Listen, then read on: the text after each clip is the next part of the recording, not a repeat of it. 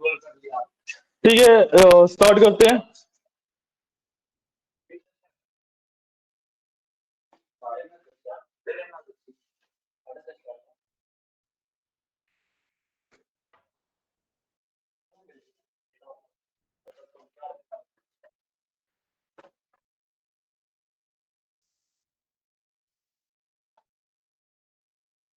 उससे तेज नहीं कर सकते।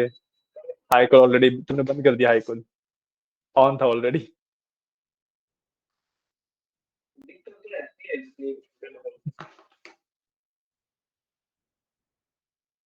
ठीक है, तो आज हम स्टार्ट करेंगे। सबसे पहले हम मैट्रिसेस के बारे में पढ़ेंगे, ठीक है, जो हमें रिमेनिंग मैट्रिसेस के बारे में पढ़ना था। ठीक है, उनके बारे में स्टडी करेंगे एंड देन हम फिर क्लस्टरिंग के ऊपर जा सकते हैं। ठीक है, तो सबसे पहले जो चीज हम पढ़ेंगे that will be our scores. ठीक है, हमने एक्यूरेसी एंड कंफ्यूजन मैट्रिक्स के बारे में पढ़ लिया था। ठीक है, अब जो नेक्स्ट मेरे पास मैट्रिक्स आती है that is called F1 score. ठीक है, F1 स्कोर बेसिकली हम यूज करते हैं एक कंफ्यूजन मैट्रिक्स का बेटर वर्जन के लिए। कंफ्यूजन मैट्रिक्स को हम इतना ज्यादा यूज नहीं करते। ठीक है, हम F1 स्कोर यूज करते हैं for a better understanding of the biasness of the model. ठीक है, जो मॉडल है उस अगर वो बायस है या नहीं है, इसके एक बेटर अंडरस्टैंडिंग के लिए हम जो यूज करते हैं दैट इज F1 स्कोर। और हमें जो F1 स्कोर मिलता है वो मिलता है क्लासिफिकेशन रिपोर्ट के अंदर। ठीक है, जो हमें F1 स्कोर मिलता है वो मिलता है क्लासिफिकेशन रिपोर्ट के अंदर। तो just give me a second. या तो F1 स्कोर लेने के लिए what we have to do is we will simply import जो हम कंफ्यूजन मैट्रिक्स के साथ कंफ्यूजन मैट्रिक्स वगैरह इंपोर्ट कर रहे थे उसके साथ ही क्लासिफिकेशन रिपोर्ट भी इंपोर्ट कर लेता हूं मैं। ठीक है, देन बस मेरे को CRS क्लासिफिकेशन रिपोर्ट में by test and by prediction को देना होता है। ठीक है, एंड उसके बाद मैं सीधा सीधा CR प्रिंट करवा सकता हूँ। सो मेरे पास क्लासिफिकेशन रिपोर्ट हो जाती है कुछ इस तरीके की। This is my classification report. ठीक है, ये हम SVM वाले कोड के अंदर है। ठीक है, अब इसको देखने का तरीका क्या होता है? इसको देखने का तरीका काफी सिंपल है कि हमारे पास जो दो कैटेगरीज हैं, तीन कैटेगरी, जितनी भी कैटेगरीज है हमारे पास, जैसे हम टाइटैनिक डेटा सेट पे वर्क कर रहे हैं तो हमारे पास 0 और 1 है, राइट। सो इन दोनों का हमारे पास F1 स्कोर आता है। ठीक है, इनके बीच में जो डिफरेंस है, इनके बीच का जो डिफरेंस है for now it's like 16 points. ठीक है, जो डिफरेंस है ये मैक्सिमम 10-12 पॉइंट्स का रहना चाहिए। ठीक है, 16 पॉइंट्स भी एक बार को वर्केबल है, but still I can see कि इसके अंदर बायसनेस है। ठीक है, F1 स्कोर के बेसिस पे वी कैन सी कि इसके अंदर बायसनेस है। ठीक है, बायसनेस कैसे पता लग रही है कि भाई 79 और 63 है, 16 पॉइंट्स का डिफरेंस आ रहा है इन दोनों में। ठीक है, और ज्यादा किसका है? 0 के लिए 79 है F1 स्कोर। ठीक है, तो मतलब जो मेरा मॉडल है वो ज्यादा 0 प्रिडिक्ट कर रहा है। मतलब मेरा मॉडल नॉट सर्वाइवल के लिए 0 के लिए ज्यादा थोड़ा सा मतलब बायस्ड है। SVM के अंदर है ये वाला पार्ट। देखो ये कोड है, कोड देख के पता लगे तो।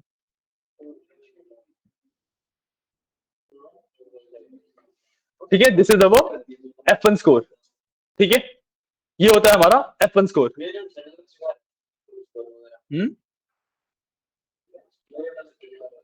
SVM के दो वर्जन होंगे आपके पास या एक ही है? रुको, हाँ, SVM के दो वर्जन है, एक नीचे वाला एक ऊपर वाला। जो फर्स्ट अक्रेंस है उसमें लिखा हुआ है सब, राइट? नहीं है, नहीं ग्राफ वगैरह तो मिल आएंगे। कोड वाइज देखो ना, क्लासिफिकेशन रिपोर्ट लिखा हुआ है इंपोर्ट्स में। और हमारे पास क्रॉस वैलिडेशन स्कोर लिखा हुआ है, ROC कर्व डिस्प्ले।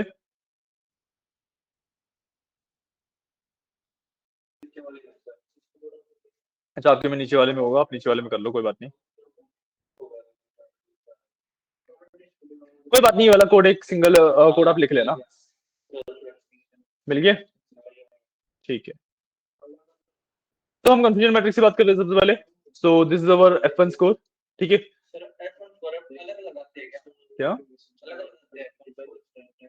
हाँ, मतलब सेम नहीं होगा आपका और मेरा। आपका मेरा सेम इसलिए नहीं होगा क्योंकि जब मैं ट्रेन टेस्ट स्प्लिट कर रहा हूँ तो मेरा जो स्प्लिट हो रहा है वो डेटा का अलग स्प्लिट हो रहा है, आपका जो स्प्लिट हो रहा है अलग स्प्लिट हो रहा है, तो एक्यूरेसी वगैरह सब कुछ अलग अलग आ सकती है ना।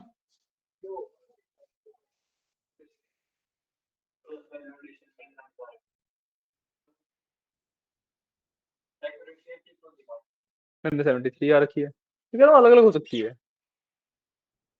ठीक है, अगर नहीं भी आपके पास ये कोड है तो आप कोड मैं दिखाऊंगा अभी, लिख लेना।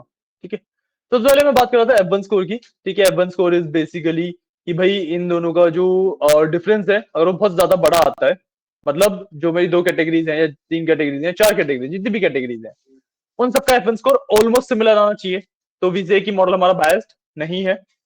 ठीक है, 5, 7, 10 पॉइंट का डिफरेंस मायने नहीं रखता। ठीक है, पर जैसे आप यहाँ पे देख रहे हो, यहाँ पे 16 पॉइंट्स का डिफरेंस है, तो it is a significant difference. ठीक है, तो मैं बोलूंगा कि भाई मेरा मॉडल बायस्ड है। और किस साइड बायस्ड है? मेरा मॉडल बायस्ड है जीरो की तरफ। ठीक है, मेरा जो मॉडल है वो जीरो ज्यादा टाइम प्रेडिक्ट कर रहा है। ठीक है, कैसे पता किया? जीरो का जो एफ स्कोर है वो ज्यादा आ रहा है। ठीक है, समझाया? सिंपल। इसके बाद मेरे पास एयूसी एंड आरओसी होते हैं। ठीक है, सबसे पहले हम आरओसी की बात करते हैं। आरओसी हमारा पास एक ग्राफ है। ठीक है, जिसके अंदर हमारे पास फॉल्स पॉजिटिव और ट्रू पॉजिटिव के रेट को प्लॉट किया जाता है। जिसमें हमारे पास false positive and true positive के रेट को प्लॉट किया जाता है। ठीक है, सो मेरा मॉडल जितने फॉल्स पॉजिटिव दे रहा है, मतलब जो नेगेटिव थे उनको पॉजिटिव बता रहा है, और ट्रू पॉजिटिव जो कि पॉजिटिव थे उनको पॉजिटिव भी बता रहा है। उसके बीच का एक प्लॉट होता है। ठीक है, अब जब मैं इसको प्लॉट करता हूं तो मेरे पास ना हमेशा ग्राफ इस तरीके का बेंड होगा। ठीक है, तो ये बेंड जितना 90 डिग्री की तरफ है, मतलब ये बेंड से ये कॉर्नर जितना डिस्टेंस है, ठीक है, जितना ज्यादा डिस्टेंस है मेरा मॉडल उतना ज्यादा बेकार है, मतलब उतना ज्यादा अच्छा परफॉर्म नहीं कर रहा है। तो आई वांट कि जो ये वाला डिस्टेंस है ना ये बहुत कम हो। ठीक है, अगर एक परफेक्ट मॉडल की बात करूं जिसके अंदर 100% एक्यूरेसी है, तो भाई वो पूरा का पूरा सिर्फ यहाँ पे और ऐसे चला जाता है। बट रियल लाइफ में तो ऐसे मॉडल एग्जिस्ट करते नहीं, तो भाई बेंड तो मेरे को कहीं ना कहीं मिलेगा ही। तो आई सिंपली जज कि ये डिस्टेंस जितना ज्यादा कम है उतना ज्यादा मेरा मॉडल बेटर है। वरना आरओसी कर्व को ही देखने का एक तरीका और होता है, विच इज कॉल्ड एयूसी। ठीक है, एरिया अंडर द कर्व। ठीक है, तो जितना ये वाला एरिया है, जो लाइन है इसके नीचे जितना एरिया है, उसकी जो वैल्यू होती है हम उसको भी देख सकते हैं। ठीक है, इसकी वैल्यू मेरे लिए 0.73 आ रही है यहाँ पे देखोगे अगर एयूसी के अंदर। राइट, तो ये वाला मॉडल मतलब ठीक ठाक है, बहुत ज्यादा अच्छा नहीं है, बहुत ज्यादा बेकार नहीं है। एयूसी को देखने का तरीका क्या होता है? जितना ज्यादा मेरा एरिया अंडर द कर्व है उतना ज्यादा मेरा मॉडल अच्छा है। अब खुद इमेजिन करो कि जब ये बेंड बढ़ेगा, मतलब ये बेंड थोड़ा इधर की तरफ पुल होगा, तो एरिया बढ़ेगा ना? Getting point? जब ये बेंड ऐसे जाने की बजाय ये ऐसे आके यहां से चला गया, तो एरिया बढ़ गया ना? एरिया अंडर द कर्व वाला जो पार्ट है वो बढ़ गया, तो मेरा जो एयूसी स्कोर यहाँ पे आता है वो बढ़ जाता है। एंड उसकी वजह से बेसिकली वी कैन से कि मेरा मॉडल बेटर है। ठीक है, ठीक है, समझ आया? क्लियर है? आरओसी एंड एयूसी पे क्लियर है? इसके बाद मेरे पास जो लास्ट मेजर बचता है, लास्ट मैट्रिक्स बचती है, that is called cross validation score. ठीक है, क्रॉस वैलिडेशन स्कोर में हम क्या कर रहे होते हैं कि हम ना हमारे डेटा को 4 पार्ट में, 10 पार्ट में, 8 पार्ट में, सम पार्ट्स में डिवाइड कर लेते हैं। ठीक है, सम पार्ट में डिवाइड किया अपने डेटा को। उसके बाद मैं क्या करता हूँ, पहले पार्ट में मैं मॉडल को ट्रेन करता हूँ, बाकी सभी पार्ट्स के ऊपर फिर टेस्ट करता हूँ। ठीक है, फिर दूसरे पार्ट पे ट्रेन करता हूँ और बाकी सब पे टेस्ट करता हूँ। इस तरीके से मेरे पास मल्टीपल एक्यूरेसी स्कोर्स हो जाते हैं। ठीक है, और फिर उन एक्यूरेसी स्कोर्स का मैं मीन निकाल लेता हूं, तो मेरे पास एक ओवरऑल एक्यूरेसी आ जाती है। ठीक है, इससे जो नॉर्मल एक्यूरेसी होती है उससे बहुत ज्यादा बेटर ये इसलिए होता है क्योंकि भाई मेरा जो डेटा है अब ना उसमें प्रॉपर्टी सेम रखने के हिसाब से स्प्लिट नहीं कर रहा मैं रैंडमली स्प्लिट कर रहा हूँ। ठीक है, मैं रैंडमली स्प्लिट कर रहा हूँ, तो भाई कुछ प्रॉपर्टीज होंगी जो पहले वाले में जाएंगी, दूसरे वाले में नहीं होंगी, ऐसा भी हो सकता है ना? तो उस वजह से होता क्या है कि भाई जो मेरा मॉडल है वो जो मल्टीपल टाइम्स ट्रेन हो रहा है, मल्टीपल टाइम्स उसकी एक्यूरेसी टेस्ट की जा रही है, और उसकी एक्यूरेसी फिर भी 89 90 के आसपास आ रही है, तो मेरा मॉडल हर एक प्रॉपर्टी को अच्छे से अंडरस्टैंड कर रहा है बेसिकली, कि भाई एक किसी प्रॉपर्टी के ऊपर रिलायड नहीं है मेरा मॉडल। अगर प्रॉपर्टीज डिफरेंट भी हो जाती है, डेटा चेंज भी हो जाता है, तब भी मेरा मॉडल अच्छा खासा परफॉर्म करेगा। तो ये पता लगता है हमें क्रॉस वैलिडेशन स्कोर से। ठीक है, यहाँ पे अगर मैं देखूं तो जो मेरा क्रॉस वैलिडेशन मीन है, ठीक है, this is the cross validation score, ये मेरा 75 आ रहा है, जबकि मेरी जो एक्यूरेसी थी वो 73 आ रही है। थोड़ी सी बेटर आ रही है, थोड़ा सा बेटर आ रहा है। इस केस में तो मैं ये नहीं बोलूंगा कि मेरा मॉडल बेटर है, बट यूजुअली एक्यूरेसी से क्रॉस वैलिडेशन स्कोर ज्यादा रिलायबल होता है। ठीक है, समझ आया क्रॉस वैलिडेशन स्कोर का भी कंसेप्ट? अगर मैं कोड वाइज देखूं तो कोड वाइज क्लासिफिकेशन रिपोर्ट बनाना तो कुछ भी नहीं है। क्लासिफिकेशन रिपोर्ट के अंदर आप बाय टेस्ट और बाय प्रेडिक्शन दे देते हो, वो क्लासिफिकेशन रिपोर्ट बना के देता है। ठीक है। आरओसी के लिए आप क्या करते हो, सिंपली यहाँ से आप आरओसी कर्व डिस्प्ले इंपोर्ट करते हो, एसक्यूएल डॉट मैट्रिसेस में से आरओसी कर्व डिस्प्ले इंपोर्ट करते हो आप, और इस तरीके से आप प्लॉटिंग करते हो। ROC curve display dot from prediction Y pred and वाईडेस दे दिया इसे। ठीक है, हमने पीएलडी का टाइटल दे दिया और पीएलडी डॉट शो कर दिया। ठीक है, हम यूज मैटप्लोटलिब कर रहे हैं to handle the graphing, handle the plotting. जो प्लॉट हो रहा है वो आरओसी कर्व डिस्प्ले से प्लॉटिंग हो रही है। ठीक है, यहाँ पे आप देखो मैंने मैटप्लोटलिब भी इसलिए इंपोर्ट कर रखा है। ठीक है, ये वाला समझ आया। अगर मैं क्रॉस वैलिडेशन स्कोर की बात करूं तो मैंने एसक्यूएल डॉट मॉडल सेक्शन से इंपोर्ट किया क्रॉस वैलिडेशन स्कोर। ठीक है, इसमें मैंने स्कोर्स नाम से एक वेरिएबल बनाया, इसके अंदर मैंने क्रॉस वैलिडेशन स्कोर जो मैंने इंपोर्ट किया था वो यूज किया। इसके अंदर सबसे पहले मैंने मॉडल दे दिया। ठीक है, सबसे पहले मैंने इसके अंदर मॉडल दे दिया अपना, जो मॉडल मेरे को टेस्ट करना है। ठीक है, मैंने मॉडल यहाँ पे डिफाइन कर ही रखा था। आपने अगर पाइपलाइनिंग कर रखी है तो आप पाइप दोगे यहाँ पे। ठीक है, उसके बाद मैंने एक्स टेस्ट और वाई टेस्ट दे दिया, जितना भी मेरा टेस्टिंग वाला डेटा था उसको दे दिया। ठीक है, मैंने बोला CV इक्वल टू 8, मतलब इसको 8 पार्ट्स में डिवाइड करना है। तो जो मेरा टेस्टिंग का डेटा है वो 8 पार्ट्स में डिवाइड होगा। ठीक है, और स्कोरिंग इक्वल टू एक्यूरेसी, मतलब जो स्कोरिंग करनी है वो मेरे को एक्यूरेसी की बेसिस पे करनी है। ठीक है, फिर लास्ट में जब मैंने यहाँ पे आया तो मैंने क्रॉस वैलिडेशन मीन निकाला। ठीक है, कैसे, बस जो स्कोर्स मेरा वेरिएबल है उसका डॉट मीन कर दिया, बस क्रॉस वैलिडेशन स्कोर हो जाते हैं उससे। ठीक है, क्लियर है, समझ आया। कोड लिखा हुआ है ये वाला आप लोगों के पास, आपके पास नहीं होगा पंकज जी, आप एक बार नोट डाउन कर लो इसे। ठीक है, ये एसवीएम वाला वर्जन है, अगर आप एसवीएम को मॉडिफाई करना चाहो एसवीएम को भी मॉडिफाई कर सकते हो। ठीक है ना।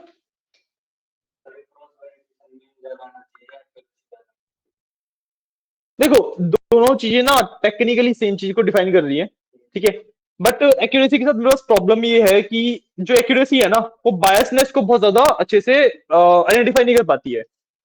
तो जो क्रॉस वैलिडेशन स्कोर है वो थोड़ा सा बायसनेस को भी अच्छे से आइडेंटिफाई कर पाता है। तो हम एक्चुअली जज करते हैं ना, तो हम चार चीजों के बेसिस पे जज करते हैं किसी भी मॉडल को: accuracy, F1 score, AUC and cross validation score. ये चारों पैरामीटर्स जिसके अच्छे दिखते हैं वो मॉडल सबसे बेस्ट निकल के आता है।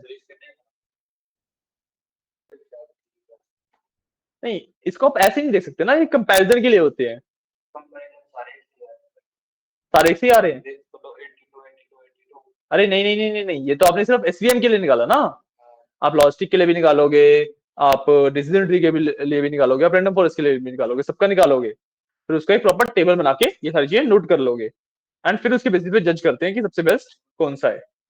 ठीक है, मैं अगर दिखाऊँ आप लोगों को, नीचे कर दूं। ठीक है,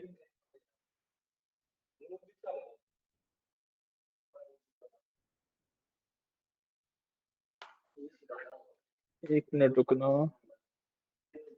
पंकज जी, 1 मिनट में दिखा रहा हूँ मैं आपको अभी।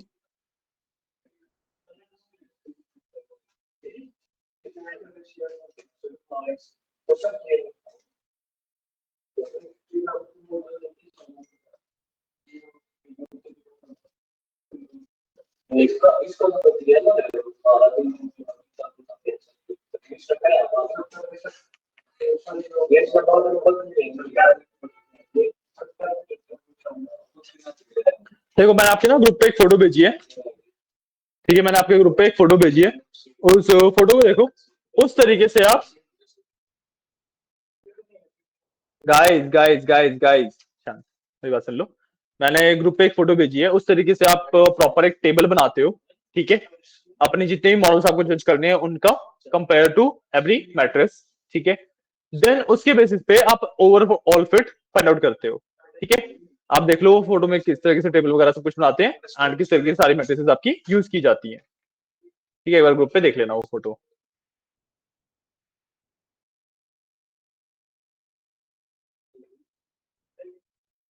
अरे अरे आराम से,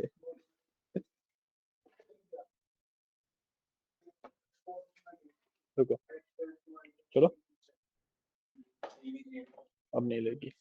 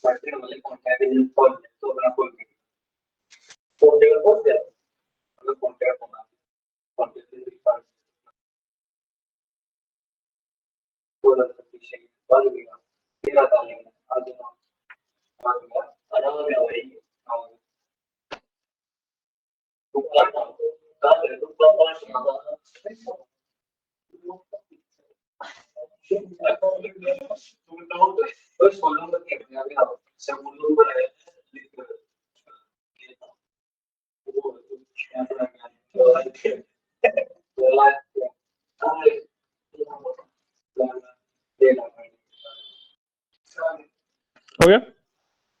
Just give me a second.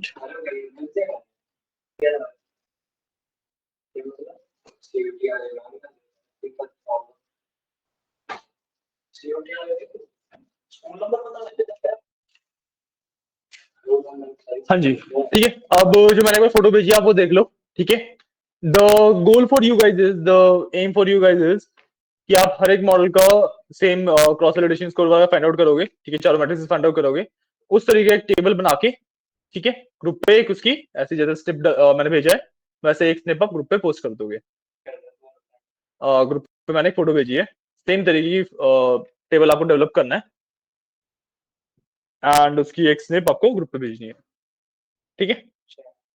Task clear है? समझ आया? इसमें हर एक मॉडल कंपेयर्ड विद हर एक एक्यूरेसी है, ठीक है, हर एक एक्यूरेसी कह रहा हूं, सॉरी, हर एक मैट्रिसेस के बेसिस पे मॉडल्स को कंपेयर किया गया है। लास्ट में बताया कि भाई ये वाला मॉडल सबसे बेस्ट है और विद रीजन कि क्यों बेस्ट है, ठीक है। हाँ, नॉर्मल एक्सेल बनाना है, ठीक है, एक्सेल में एक नॉर्मल सा इस तरीके का टेबल बना के इसकी स्निप लेके आपको ग्रुप पे डालनी है, ठीक है। कोड्स वगैरह सारे आपके पास है ही, कोई कोड आपके पास नहीं है तो लिख लेना, ठीक है, रिकॉर्डिंग वगैरह में आ ही रही है, ठीक है। तो यहाँ पे हमारा जो क्लासिफिकेशन वाला प्रोसेस होता है, यहाँ पे हमारा जो क्लासिफिकेशन वाला प्रोसेस होता है वो खत्म हो जाता है, ठीक है। हमारे पास इन मशीन लर्निंग 3 मेजर टॉपिक और बचते हैं हमारे। गाइस गाइस गाइस गाइस थोड़ा शांत, अरे हाँ सुन लो। हाँ, तो या यहाँ पे मेरा क्लासिफिकेशन का पार्ट खत्म हो जाता है, ठीक है। इसके बाद मेरे पास 3 मेजर टॉपिक बचते हैं मशीन लर्निंग के अंदर। First one is called clustering, ठीक है। Then we will move on to text classification, ठीक है, text based classification. And then हम बेसिकली एक ब्रिजिंग करेंगे फ्रॉम एमएल टू डीएल, ठीक है, जिसके अंदर हम टेंसर्स के बारे में पढ़ेंगे, ठीक है, सर टेंसर्स कह रहा हूँ, ट्रांसफॉर्मर्स के बारे में पढ़ेंगे, ठीक है। तो ये 3 टॉपिक हमारे बचते हैं, अभी हम क्लस्टरिंग स्टार्ट कर रहे हैं, ठीक है।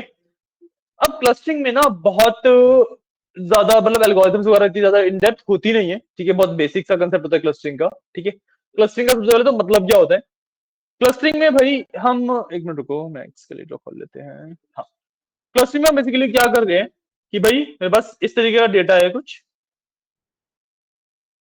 ठीक है, इसके मैं इस तरीके से क्लस्टर्स बना रहा हूं,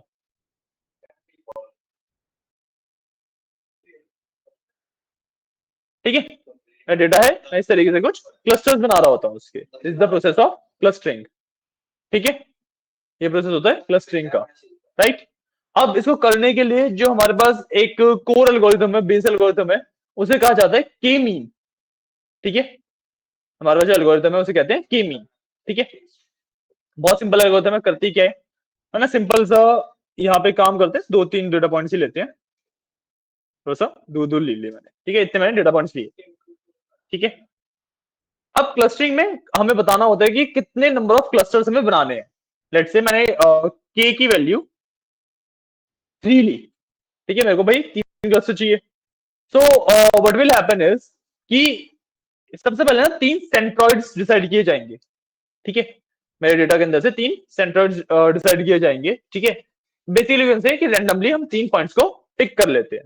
लेट्स से मैंने एक ये वाला पॉइंट पिक कर लिया, एक ये वाला पॉइंट पिक कर लिया एंड एक ये वाला पॉइंट पिक कर लिया, ठीक है। ये 3 पॉइंट पिक किए। अब मैं हर एक बचे हुए डेटा पॉइंट का डिस्टेंस देखूंगा इन तीनों पॉइंट से, ठीक है।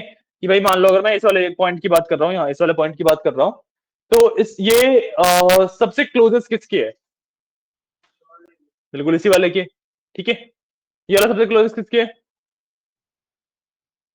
इसी की है ना, इसी की है। ये वाला भी सबसे क्लोजेस्ट इसी की है। और मैं इसकी बात करूं तो ये है इसके क्लोजेस्ट, हाँ ये इसके क्लोजेस्ट है, ठीक है। इसकी बात करूं तो ये ऑलमोस्ट इक्वी डिस्टेंट लग रहा है, इसके क्लोजेस्ट है, इसके क्लोजेस्ट मान लेते हैं, ठीक है।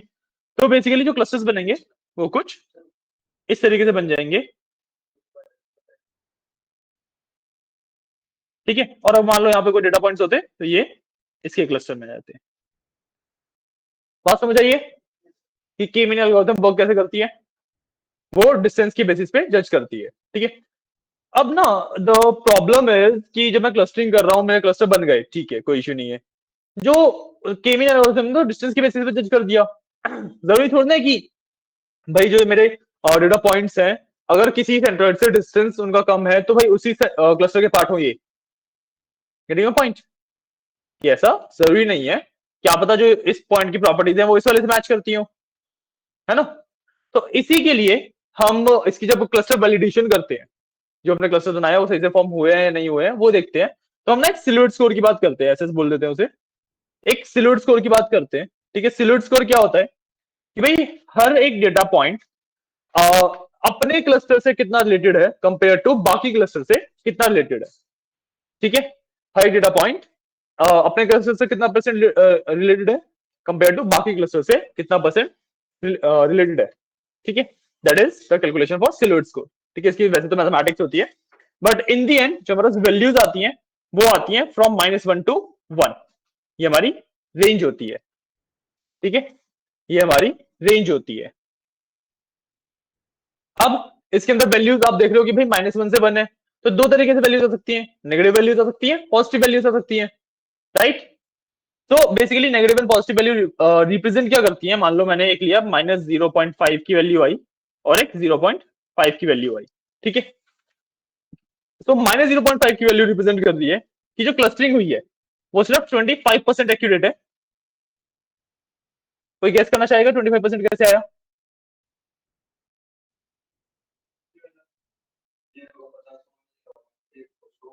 हाँ, बेसिकली अगर मैं -1 से 1 देखूं तो मैं -1 पे 0 लेके 1 को 100 लेके पूरी एक रेंज डिफाइन कर सकता हूं उसके बीच में, राइट। सो -0.5 विल बी 25%, ठीक है। तो पहली बात जो ये परसेंटेज में बोल रहा हूं दिस इज कि भाई जो मेरा क्लस्टरिंग हुई है वो एक डेटा पॉइंट अपने क्लस्टर से सिर्फ 25% मीट कर रहा है, 75% वो दूसरे क्लस्टर से मैच कर रहा है, ठीक है। क्लियर है? और जो नेगेटिव साइन है दैट रिप्रेजेंट्स कि जो मेरा डेटा पॉइंट है ना वो दूसरे क्लस्टर से ज्यादा मैच कर रहा है, ठीक है। आप इसको दोनों तरीके से देख सकते हो, या तो आप परसेंटेज वाइज देख लो तो 25% है, अपने से नहीं मैच कर रहा दूसरों से मैच कर रहा है, या आप साइन देख लो नेगेटिव साइन है तो अपने से नहीं मैच कर रहा दूसरों से मैच कर रहा है, ठीक है। तो परसेंटेज वाली तरीका है वो ज्यादा बेटर है, ठीक है। तो we always go with the percentage method, ठीक है। ऐसे ही 0.5 क्या होगा? 75%। तो अगर 0.5 की वैल्यू आती है सिल्हुएट स्कोर में, तो जो एक कोई भी डेटा पॉइंट है वो ऑन एन एवरेज 75% अपने क्लस्टर से मैच कर रहा है, 25% बाकी क्लस्टर से मैच कर रहा है, तो ये तो मेरे लिए एक्सेप्टेबल होता है, ठीक है। दिस इज गुड एक्यूरेसी, मतलब गुड क्लस्टरिंग, ठीक है। कंसेप्ट समझ आया? अब इसकी जो पाइपलाइन होती है जिस मेथड से हम क्लस्टरिंग करते हैं वो कैसे करते हैं वो देखते हैं, ठीक है। सबसे पहले मैं यूज करता हूं एक एल्बो मेथड,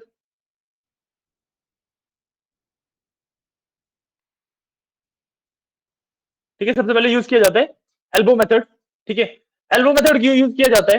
भाई जो मैंने यहाँ पे 3 लिया था, याद है यहाँ पे क्लस्टर बनाते हुए k = 3 लिया था, मेरे को थोड़ा ना पता है कि भाई कितने क्लस्टर्स अच्छे हैं, मेरे को थोड़ा पता है मेरे डेटा में से कितने क्लस्टर्स बनाने चाहिए मेरे को, राइट। तो सबसे पहले हमें फाइंड करना होता है number of clusters, optimal number of clusters. ठीक है, तो उसके लिए हम क्या करते हैं, हम एक ना रेंज डिफाइन कर देते हैं। लेट से 1 से 100 कर दी, या 1 से 10 ही कर दी सिर्फ। ठीक है, 1 से 10 मैंने रेंज डिफाइन कर दी। मैं क्या करूंगा, अपने पूरे डेटा के ऊपर एक क्लस्टर में डाल के देखूंगा, 2 में डिवाइड करके देखूंगा, 3 में डिवाइड करके देखूंगा, अप टू 10। ठीक है, और फिर उसका ना एक वैल्यू निकलती है, इनर्शिया कहते हैं जिसे। जब भी क्लस्टरिंग होती है तो जो केविन मेरे एल्गोरिथम है वो एक इनर्शिया वैल्यू देती है। ठीक है, तो मैं नंबर ऑफ क्लस्टर्स से इनर्शिया वैल्यू को प्लॉट कर देता हूँ। ठीक है, तो यहाँ पे मेरा 1 2 3 आ जाते हैं, और यहाँ पे इनर्शियास की जो भी वैल्यू होती है वो आ जाती है। इस तरीके से मैं प्लॉट करता हूँ। और अगर आप इसका ग्राफ देखोगे तो कुछ ना इस तरीके का ग्राफ बनता है। ग्राफ कुछ इस तरीके का बनता है, लॉगरिथमिक ग्राफ होता है ना जैसे, वैसा बनता है। ठीक है, तो जो ये बेंड वाली वैल्यू है, जहां पे मेरा ग्राफ एग्जैक्टली बेंड हो रहा है, जहां पे मेरा ग्राफ एग्जैक्टली बेंड हो रहा है, मैं उस वाली वैल्यू को लेता हूं as my optimal number of clusters. ठीक है, समझ आया? मेरे को इसके बाद नंबर ऑफ क्लस्टर्स पता लग गए कितने ऑप्टिमल है। उसके बाद मैं के मीन एल्गोरिथम लगा देता हूं। ठीक है, के मीन से मैं वो क्लस्टर्स एक्चुअली बना लेता हूं। ठीक है, उसके बाद फिर सिल्वर्ट स्कोर से मैं क्लस्टर वैलिडेशन कर लेता हूं। बात समझ आइए? क्लियर है? क्लस्टरिंग में कोई डाउट? क्लस्टरिंग एक्चुअली इतनी ही है, क्लस्टरिंग में बहुत ज्यादा कुछ होता नहीं है। ठीक है, तो अगर कोड में मैं दिखाऊं, सेकेंड, ये रहा। ठीक है, यहाँ पे सबसे पहले मैंने जो डेटा सेट है वो मैं आइरिस डेटा सेट यूज कर रहा हूँ। ठीक है, आइरिस बेसिकली एक प्लांट का डेटा सेट है। ठीक है, कि भाई उसकी पत्ती की विड्थ कितनी है, लेंथ कितनी है, उसकी स्टेम साइज क्या है, ये सब का डेटा है। ठीक है, एक प्लांट के अलग अलग स्पीशीज में ये चीज वेरीफाई की गई है। ठीक है, उसका डेटा है। उसके बाद मैंने के मीन्स इंपोर्ट करी, नंपा इंपोर्ट किया और मैटप्लॉटलिब इंपोर्ट किया। ठीक है, मैंने क्या किया, सबसे पहले मैंने आइरिस में से आइरिस डॉट डेटा निकाला। ठीक है, जब भी मैं एसक्यूएल के डेटा सेट्स के बारे में बात करता हूँ तो वो ना ऑलरेडी ट्रेन टेस्ट स्प्लिटेड होते हैं, और ट्रेनिंग और टेस्टिंग में ऑलरेडी स्प्लिटेड होते हैं। ठीक है, तो जो मेरे पास वैल्यूज आ जाती हैं, बेसिकली कहने का मतलब है कि एक मेरे पास ट्रेनिंग का डेटा होगा, एक टेस्टिंग का डेटा होगा। ठीक है, ट्रेनिंग के लिए जो डेटा है उसको निकालने के लिए वी यूज डॉट डेटा। ठीक है, सॉरी, ट्रेनिंग टेस्टिंग एक्स और वाई में स्प्लिट होती है। ठीक है, डेटा मेरा एक्स एंड वाई में स्प्लिट होता है। ठीक है, तो जो एक्स है, जो बेस वेरिएबल्स है, उनको निकालने के लिए we use iris dot data, और जो वाई है, जो मेरा टारगेट वेरिएबल है, उसको निकालने के लिए we use iris dot target. ठीक है, मैंने यहाँ पे एक्स के ऊपर वर्क किया है। ठीक है, मैंने यहाँ पे सिर्फ बेस डेटा लिया है, बेस वेरिएबल्स लिए हैं। आ रही है बात समझ? क्लियर है पंकज जी? क्लियर? ठीक है, उसके बाद मैंने एक एम्प्टी लिस्ट बना दी है, सॉरी ये शेयर नहीं हो रहा। हाँ, उसके बाद मैंने एक एम्प्टी लिस्ट बना दी है इनर्शियाज की, जो मैं इनर्शिया जिसमें स्टोर करता रहूंगा। ठीक है, और मैंने एक के वैल्यूज करके वेरिएबल बनाया जिसके अंदर मैं रेंज ले ली 1 से 11। ठीक है, बेसिकली नंबर ऑफ क्लस्टर्स ले लिए मैंने यहाँ पे। ठीक है, जो मैंने बताया था ना कि रेंज ले लेते हैं हम, राइट? सो 1,11 लिखा है, 1 से स्टार्ट होगा, 10 पे एंड हो जाएगा, क्योंकि एक हमें एक्स्ट्रा देना पड़ता है ना? तो उसके बाद मैंने क्या किया, मैंने लूप स्टार्ट किया फॉर के इन के वैल्यूज, मतलब 1 2 3 4 5 6 7 8 9 10, 10 बार ये लूप चलने वाला है, राइट? और हर बार के की वैल्यू 1 2 3 इस तरीके से बढ़ती रहेगी, है ना? मैंने क्या किया, के मीन्स को डिफाइन किया। मैंने यहाँ पे के मीन्स को डिफाइन किया, के मीन्स इक्वल टू के मीन्स, और ब्रैकेट में दिया एन क्लस्टर्स, मतलब नंबर ऑफ क्लस्टर्स। मैंने के इक्वल कर दिया, पहली बार के लिए 1, दूसरी बार के लिए 2, तीसरी बार के लिए 3 एंड सो ऑन। ठीक है, उसके बाद मैंने क्या किया, मैंने रैंडम सेट दी हुई है। रैंडम सेट अब तक आप लोगों को पता लगी गई होगी क्या होती है ना? यहाँ पे मैंने के मीन्स डिफाइन करी सिर्फ। ठीक है, फिर मैंने के मीन्स डॉट फिट किया, तो इससे एक्चुअली मेरे डेटा में से क्लस्टर्स बन गए। ठीक है, जितने भी बनाने थे, 1 2 5 10 8, जितने भी बनाने थे उतने नंबर ऑफ क्लस्टर्स बन गए।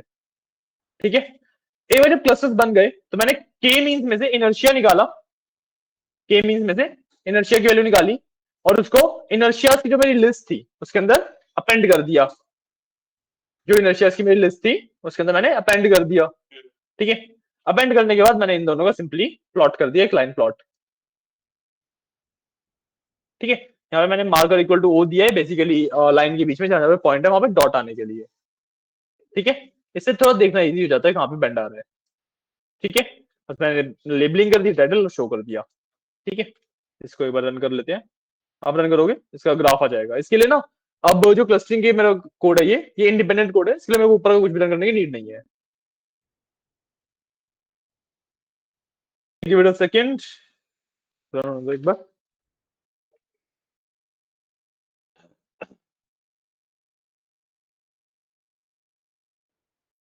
भेज देता हूँ।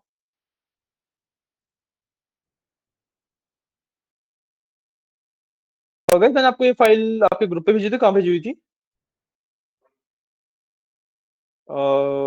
कोड, अच्छा ठीक है, नो इशू, मिल गया।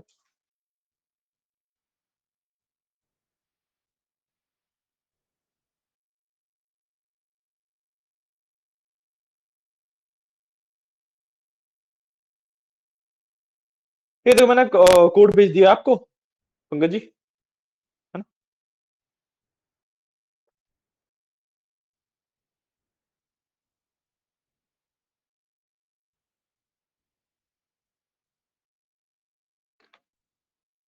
ये इतना बात मेरा रन हो गया। अगर अब मैं यहाँ पे ग्राफ को देखूं तो वही बेंड आ रहा है। ठीक है, बेंड अगर मैं देखूं तो यहां से यहां तक दिख रहा है मेरे को बेंड, मिडिल पॉइंट इज 3। तो हम जो नंबर ऑफ क्लस्टर्स बेस्ट मेरे पास निकल के आते हैं वो निकल के आते हैं 3। ठीक है, जहां पे भी ये बेंड होगा वहां पे वो नंबर आपको ले लेना है। ठीक है, क्लियर है? अब ना एक चीज यहाँ पे आपको ध्यान रखनी है कि this is the optimal number of clusters, कि भाई इस डेटा को कितने क्लस्टर्स में बांटना चाहिए। ठीक है, कि मेरे पास बेस्ट रिजल्ट आए। बट देर आर चांसेस कि जब आप कंपनी में जाओ तो आपको ना नंबर ऑफ क्लस्टर्स बताए जाए, डिपेंडिंग ऑन वेरियस फैक्टर्स। हमें कस्टमर्स को किसी भी नंबर ऑफ कैटेगरीज में सेपरेट आउट करना पड़ सकता है, राइट? तो वहां पे ज्यादा ना आपको नंबर ऑफ क्लस्टर्स बताए जाते हैं कि भाई मेरे को अपने कस्टमर्स को इतने पार्ट्स में डिवाइड करना है। ठीक है, तो आप वहां पे वो चीज यूज करते हो। डेफिनेटली इट विल बी सब ऑप्टिमल, मतलब ऑप्टिमल इतनी ज्यादा अच्छी सी नहीं होगी वो, बट कंपनी की जो रिक्वायरमेंट है वो चीज आपको ध्यान रखनी पड़ेगी। ठीक है, this is the method to find the optimal number. ठीक है, उसके बाद जब मेरे को पता लगा कि भाई 3 इज द ऑप्टिमल नंबर, तो मैंने यहाँ पे 3 के साथ क्लस्टर्स बनाए। मैंने k means equal to k means and cluster 3 और random shade 42। ठीक है, then k means dot fit predict x। ठीक है, वो क्लस्टर्स मेरे फॉर्म कर देगा। ठीक है, उसके बाद मैंने इसको ना प्लॉट करवा लिया। ठीक है, प्लॉट मैंने कैसे करवाया? मैंने plb डॉट स्कैटर लिया मैटप्लॉटलिब में से। ठीक है, इसके अंदर मैंने x जो मेरा डेटा फ्रेम है, x जो डेटा है मेरा, ठीक है, उसमें से first column and second column ले लिया। ठीक है, x एक्सिस पे फर्स्ट कॉलम दे दिया, y एक्सिस पे सेकंड कॉलम दे दिया। सॉरी, नहीं नहीं, x इज द डेटा। जो ये x देख रहे हो ना, ये तो मेरा जो यहाँ पे डेटा मैंने इंपोर्ट किया था, ये वाला, ये है। x और y तो ऐसे देखते हैं ना, जो पहले वाला होता है वो x, दूसरे वाला y। तो एक कॉलम मैंने x पे दे दिया, एक कॉलम मैंने y पे दे दिया। ठीक है, और मैंने c इक्वल टू लेबल्स लिखा है। ठीक है, c इक्वल टू लेबल्स का क्या मतलब है कि भाई हर एक डेटा पॉइंट ना मेरा एक क्लस्टर का पार्ट बन गया है, किसी ना किसी क्लस्टर का पार्ट होगा। तो मैंने क्लस्टर्स के बेसिस पे कलर्ड कर दिया उन्हें, क्लस्टर के बेसिस पे उन्हें कलरिंग कर दी मैंने। ठीक है, तो सी इक्वल टू लेबल्स वही रिप्रेजेंट करता है कि लेबल्स के बेसिस पे कलरिंग कर दी। ठीक है, उसके बाद मैंने X label, Y label, title वगैरह दिया। आप इसको रन करके देखोगे आपके पास प्रॉपर क्लस्टर्ड डेटा आ जाएगा। ये देखो, इज माय क्लस्टर्ड डेटा। ठीक है, और यहाँ पे आप नोटिस करोगे कि एग्जैक्टली कौन सा सेंट्रॉइड्स है ये हमें पता नहीं लगता, कौन सा पॉइंट सेंट्रॉइड है ये हमें पता नहीं लगता। ठीक है, बट यू कैन से कि भाई these are the best categorization या best clustering of this particular data set. ठीक है, इस तरीके से आप क्लस्टरिंग करते हो। समझ आया? कोई डाउट? क्लस्टरिंग के बाद ये क्लस्टर्स अच्छे से बने हैं या नहीं बने हैं वो चेक करना है मेरे को, राइट? जो मैं सिलोइड स्कोर से चेक करता हूँ, है ना? तो अगर आप नीचे देखो तो मैंने सिलोइड स्कोर के लिए लिखा हुआ है। बस मैंने कुछ नहीं किया, फ्रॉम एसक्यूएल अंदर मैट्रिसेस इंपोर्ट सिलोइड स्कोर इंपोर्ट किया। ठीक है, एसएस में सिलोइड स्कोर एक्स एंड लेबल्स, जो भी मेरा डेटा है और जो भी मेरी लेबलिंग हुई है वो दे दी।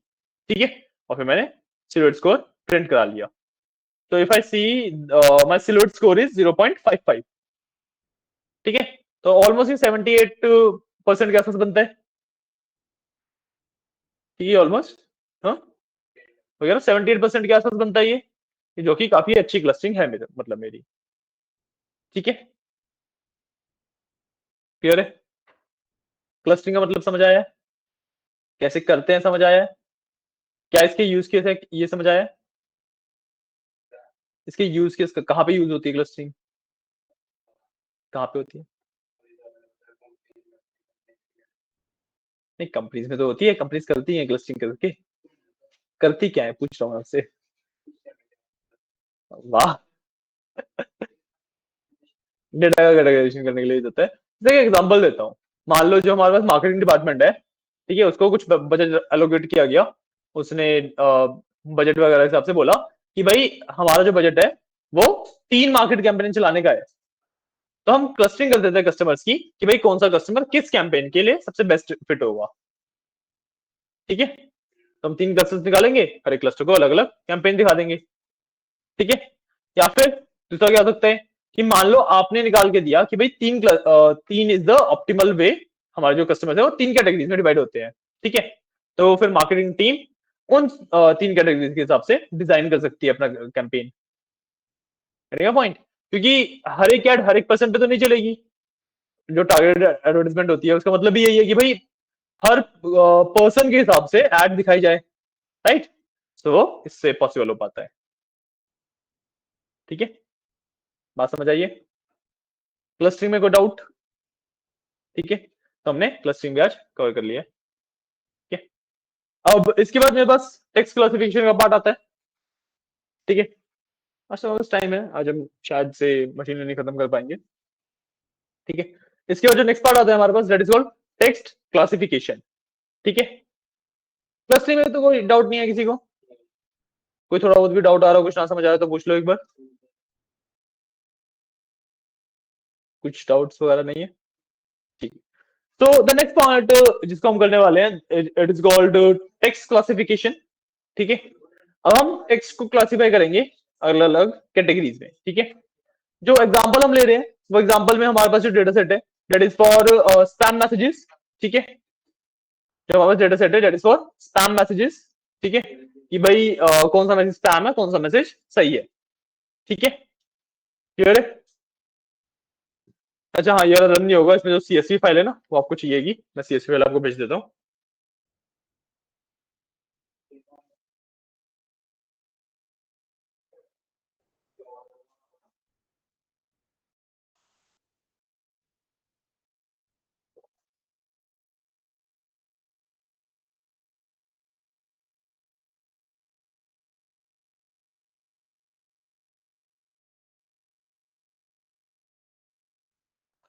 ठीक है, मैंने आपको सीएसवी फाइल भेजी है देखो,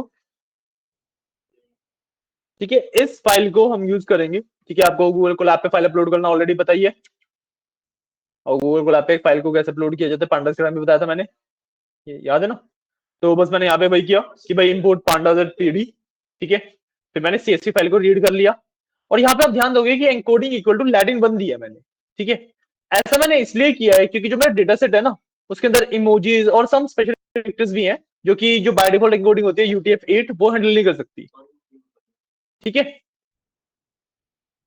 तो अगर आप एनकोडिंग यहाँ पे मेंशन नहीं करोगे तो एरर आएगा, ठीक है, इसलिए आप एनकोडिंग लैटिन 1 मेंशन कर देना, बेसिकली हमारा डेटा इससे इंपोर्ट हो गया, ठीक है, किया सबने, कर लो एक बार,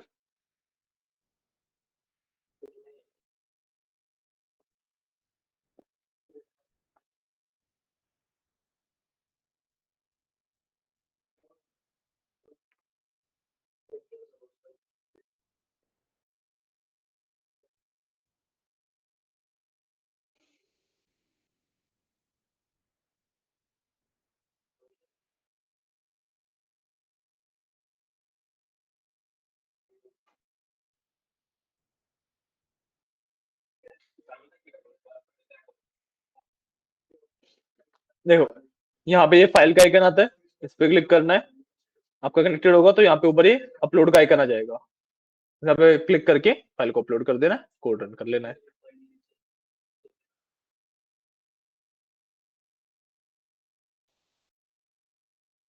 चलो एक बार सब बोर्ड कर लो, फिर आगे बढ़ते हैं।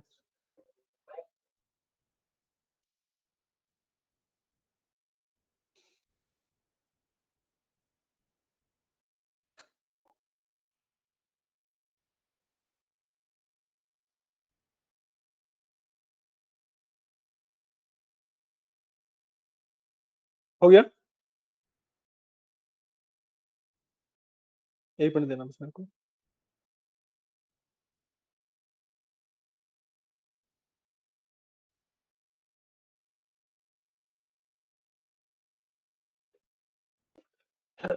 ठीक है, अब आप अगर डेटा देखोगे तो हमारे पास V1 एंड V2 दो कॉलम्स है। V1 के अंदर हमारे पास हैम एंड स्पैम है। ये स्पैम इज बेसिकली जो स्पैम मैसेज है, हैम इज जो इंपॉर्टेंट ओके मैसेजेस है, ठीक है। और उसके अलावा V2 में हमारे पास एक्चुअल मैसेजेस हैं पूरे पूरे, ठीक है। तो मैंने उसके बाद क्या किया है, अपना एक्स और वाई में डेटा स्प्लिट कर लिया, ठीक है। X is the base, Y is the target. जो मेरा बेस है दैट इज माई मैसेजेस और Y is my target. So X के अंदर V2 और वाई के अंदर V1। इतना बार समझ आया? इतना बार समझ आया? सुनोगे नहीं तो कैसे समझ आएगा, बातों में तो लगे हुए। अच्छा अच्छा अच्छा अच्छा, ये बातें कर रहे हो वो। अच्छा, क्यों करनी पड़ेगी? नहीं वो नहीं हो रहा, ठीक है। मैं आपको समझा रहा हूँ तो सुन लो ना उसको।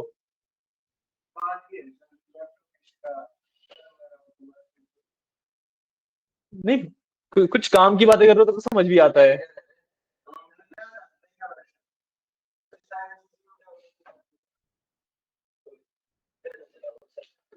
ठीक है, हमने एक्स और वाई में डेटा को स्प्लिट किया, ठीक है। एक्स के अंदर हमने V2 दिया क्योंकि उसके अंदर हमारे एक्चुअल मैसेजेस थे जो कि हमारे बेस वेरिएबल्स हैं। और मैंने वाई के अंदर V1 दिया जो हमारा टारगेट है, ठीक है। उसके बाद मैंने सिंपली ट्रेन टेस्ट स्प्लिट कर दिया जो कि मैं मशीन लर्निंग में अब तक करता आया हूँ। इतना बार समझ आया? इतना बार नहीं समझ आया? क्यों नहीं समझ आया, क्या नहीं समझ आया बताओ।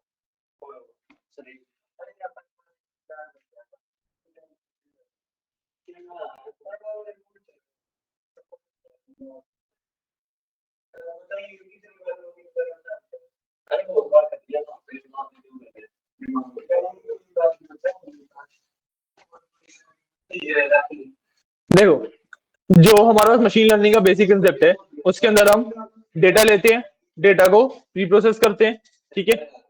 तो जो ट्रेन टेस्ट स्प्लिट तक का पार्ट है वो हमारा सेम रिप्रोसेसिंग वाला पार्ट है, ठीक है। उसके बाद हमारे पास आता है एक्चुअल, उसके बाद आता है एक्चुअल हमारे पास टेक्स्ट क्लासिफिकेशन, ठीक है। टेक्स्ट क्लासिफिकेशन में अब ना हमारे पास सबसे बड़ी जो प्रॉब्लम हमें फेस करने को मिलती है वो क्या है कि भाई मेरे पास टेक्स्ट है, ठीक है, वर्ड्स है। अब words can be like pretty contextual, ठीक है।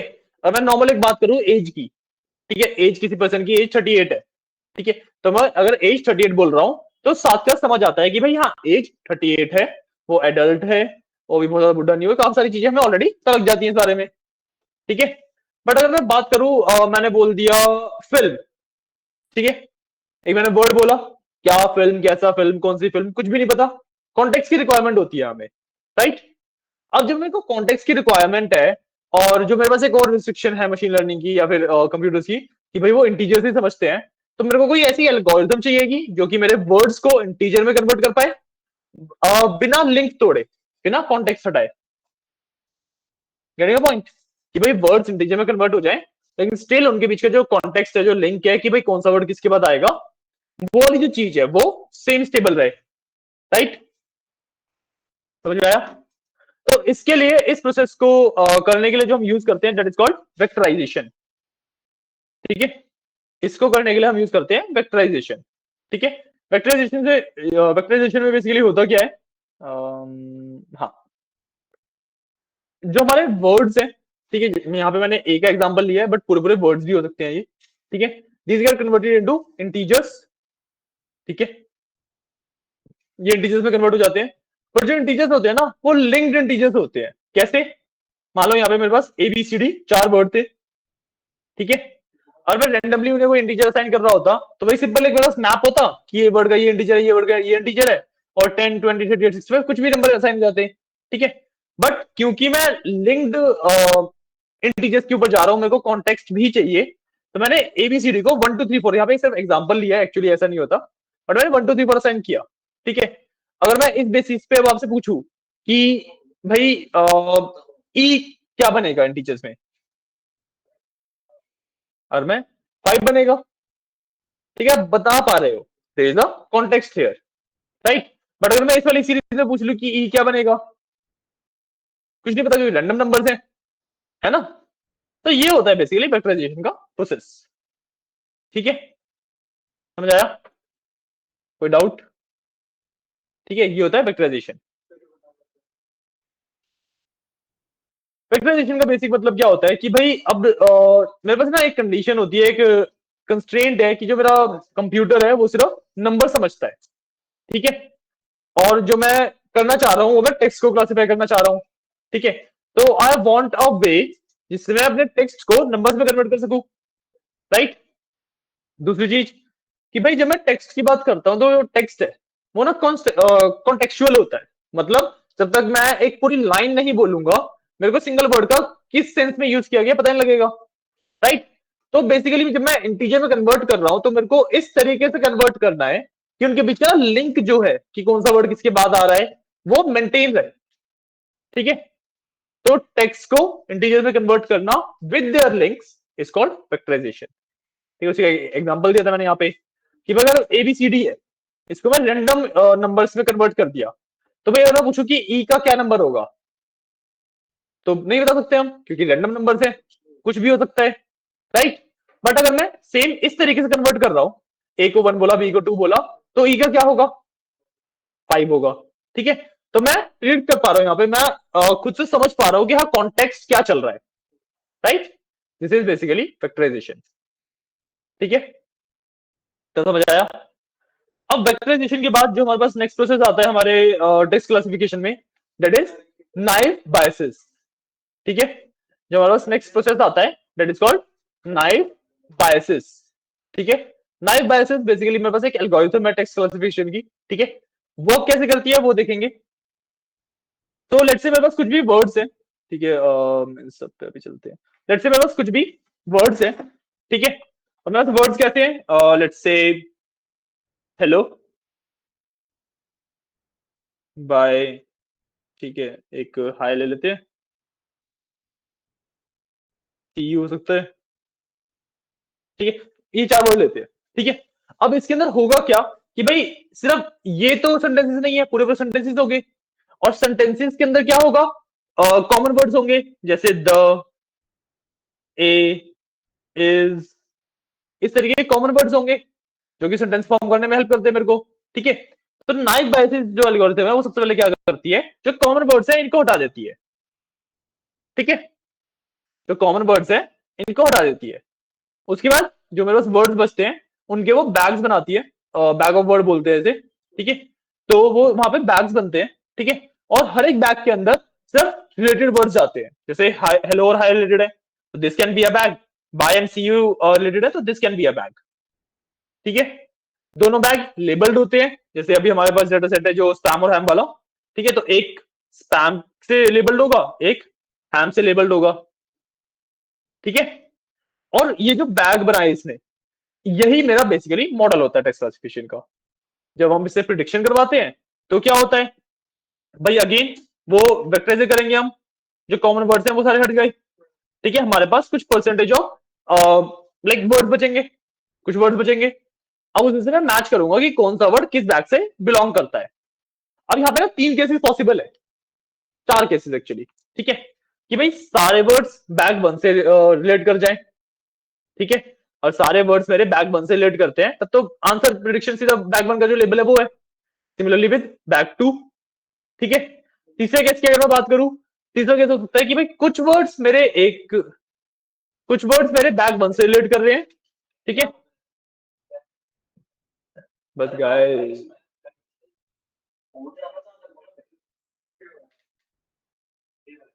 ठीक है, तो जो मेरे वर्ड्स हैं, अब तीसरा जो केस है उसमें क्या हो सकता है कि भाई कुछ वर्ड्स मेरे बैग 1 से रिलेट करें, कुछ वर्ड्स मेरे बैग 2 से रिलेट करें, राइट। सो इसके केस में हम ना परसेंटेज निकालते हैं कि भाई कितने percent of my sentence is related to bag one compare to कितने percent of my sentence is related to bag two. ठीक है, इतना समझ आया?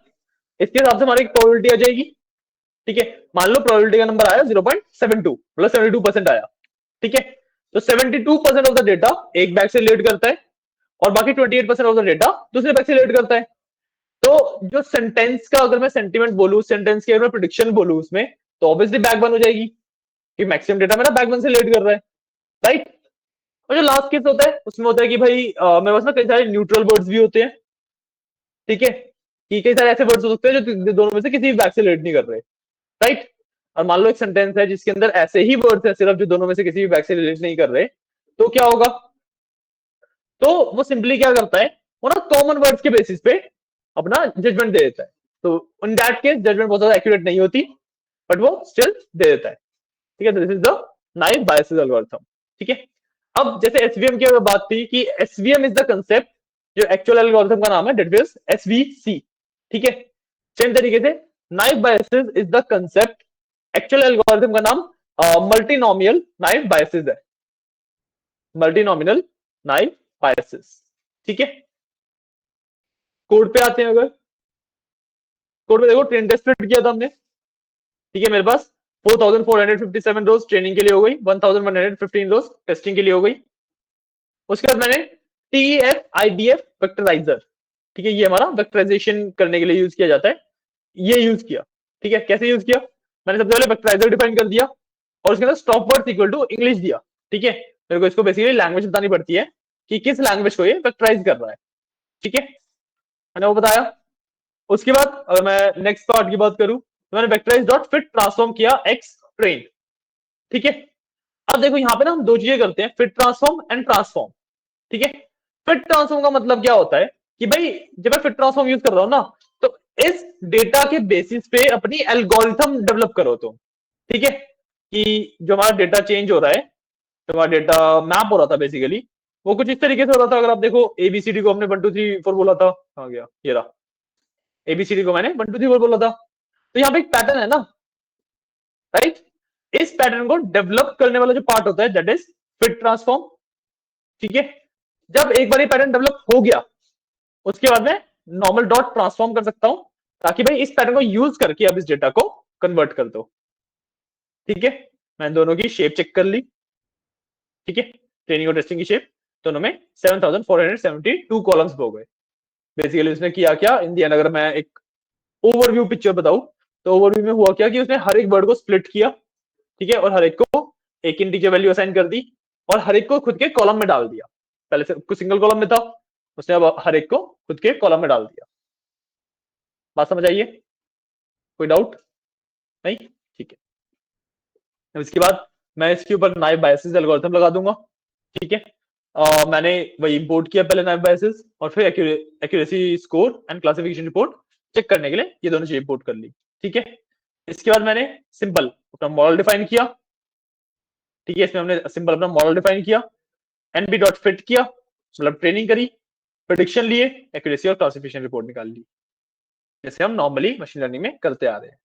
जो टेक्स्ट क्लासिफिकेशन में आपका इंपॉर्टेंट पार्ट हुआ, जो सबसे ज्यादा समझने वाला नया पार्ट हुआ, दैट वाज वेक्टराइजेशन। ठीक है, तो वेक्टराइजेशन की नीड क्यों पड़ती है, क्या होता है वेक्टराइजेशन एंड एवरीथिंग लाइक दैट, समझ आया है?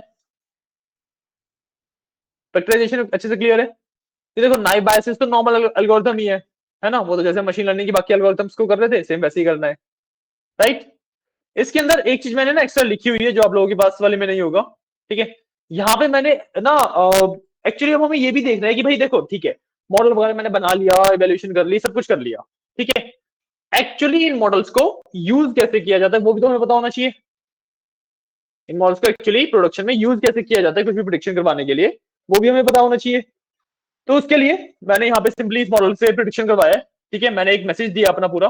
ठीक है, मैंने ये वाला मैसेज सिंपली उसमें से कॉपी कर रखा है, जो डेटा था मेरा उसी में से एक मैंने लाइन कॉपी कर ली यहाँ पे। ठीक है, यहाँ पे सॉरी, यहाँ पे मैंने अपना मैसेज लिखा। ठीक है, जिसको मेरे को आइडेंटिफाई करवाना है कि वेदर इट इज अ हैम और स्पैम।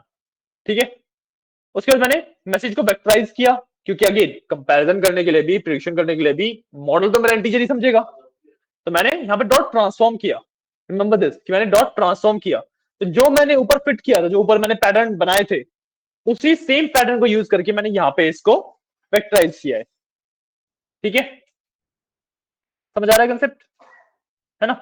उसके बाद मैंने प्रिडिक्शन ले लिया, एनबी डॉट प्रिडिक्ट, एनबी मेरा मॉडल का नाम था, डॉट प्रिडिक्ट मैसेज को प्रिडिक्शन दे दो भाई, क्या इस पे प्रिडिक्शन आपकी, ठीक है। और उसके बाद मैंने प्रिडिक्शन में से 0 मतलब सबसे पहली वैल्यू पिक कर ली, क्योंकि ना टेक्निकली यहाँ पे जब मैं वेक्टराइज कर रहा हूँ या फिर प्रिडिक्शन करवा रहा हूँ, तो ये ना पूरी लिस्ट के लिए होता है।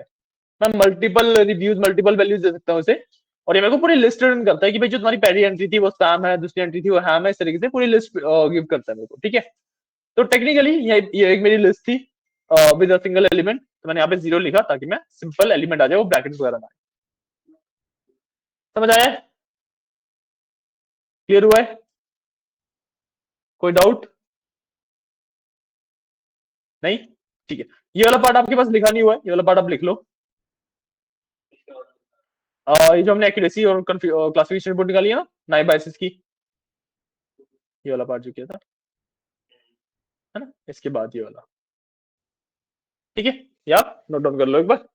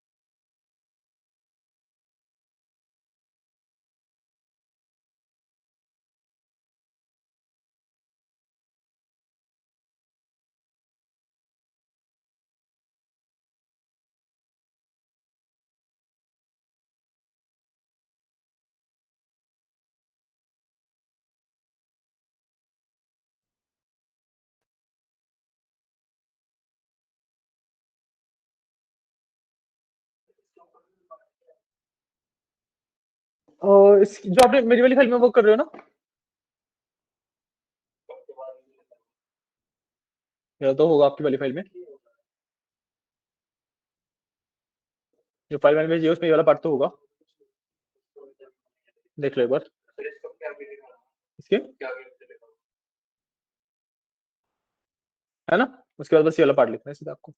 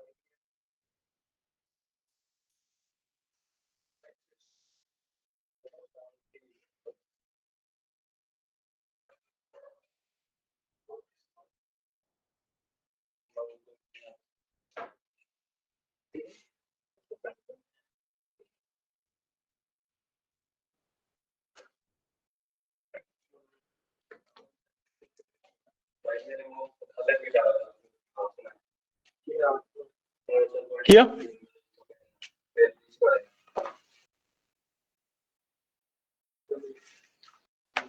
डन। समझ आया टेक्स्ट क्लासिफिकेशन वाला पार्ट? आई थिंक क्लियर होगा, आई थिंक क्लियर होगा। ठीक है, ये वाला जो पार्ट हमने किया है क्लियर है?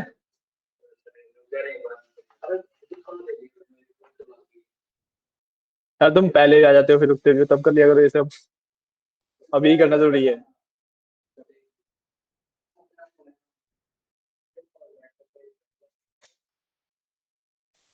ठीक है, मैं आगे बढ़ रहा हूँ। जो इसके बाद नेक्स्ट पार्ट है हमारे पास, ठीक है, next part is of transformers. ठीक है, हम बात करें ट्रांसफॉर्मर्स के बारे में। ठीक है, इसमें हम थोड़ा सा इन डेप्थ जब डाइव करेंगे, वो हम थोड़ा सा जब डीप लर्निंग में जाएंगे तब करेंगे। ठीक है, अभी सिर्फ एक बेसिक सा इंट्रोडक्शन है। ठीक है, यहाँ पे आपका न्यूरल नेटवर्क्स एंड न्यूरॉन्स के बारे में बात होना स्टार्ट हो जाती है। ठीक है गाइस गाइस गाइस, तो यहाँ पे आपके न्यूरॉन्स वगैरह के बारे में बात होना स्टार्ट हो जाती है। ठीक है,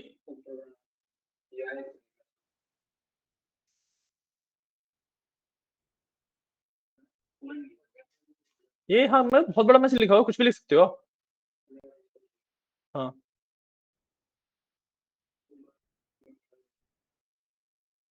क्या हो गया? रन नहीं हुआ? ऊपर वाले कोड रन करने पड़ेंगे इसको रन करने के लिए। रन कर रखे हैं मतलब अभी कर रहे हैं? नहीं नहीं, पहले से रन है वो सेव थोड़ी ना रहते हैं, वो तो सिर्फ आउटपुट जो प्रिंट हो रखा है वो सेव हुआ हुआ है ना। एक्चुअली जो वेरिएबल्स है, जो मॉडल वगैरह ट्रेन हुआ है वो थोड़ा ना सेव हुआ है। वो वाले कोड रन करने पड़ेंगे आपको यहाँ से, जो हमने ये किया था ना रीड सीएसवी से। हाँ हाँ,